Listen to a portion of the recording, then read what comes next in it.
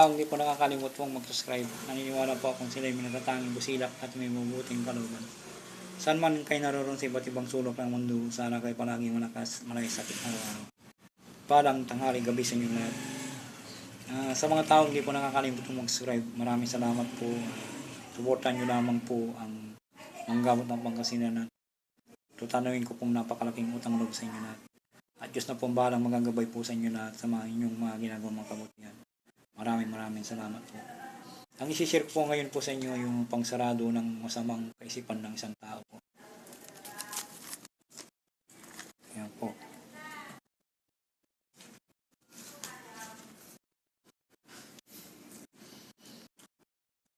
Pangsarado ng masamang kaisipan ng isang tao. Hindi po sa inyong pintuturo asa ka itudla po sa ulo ng taong may masamang kaisipan at sa parang ito ay hindi matutuloy ang masamang pag-iisip na at gamit din ito sa pangtigal po para maging mangatal ang buong katawan ng iyong kalaban.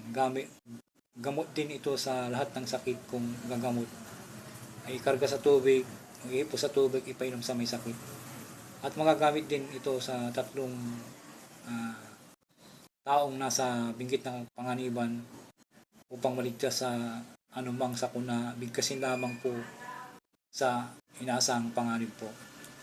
Narito po ang orasyon po. Sumitak, saratak, sa tarak. Sumitak, saratak, sa tarak. Sumitak, sa tarak, saratak, sa tarak. Yan po ang orasyon po. 3 beses po. At inasahan po ninyo na kung gagamitin po nyo sa may nagtatangka po sa inyo isang tao, itudla po nyo sa ulo niya, yung iipon nyo sa ituturo, tapos itudla po, yung parang ang ibig kong sabihin, itudla, gano'n nyo lang po, ilagay nyo lang po sa ulo nyo po niya, na hindi niya namapansin. Siya po hindi matutuloy po yung tangka niya po sa inyo at mawawala po. At kung gamitin po nyo naman po sa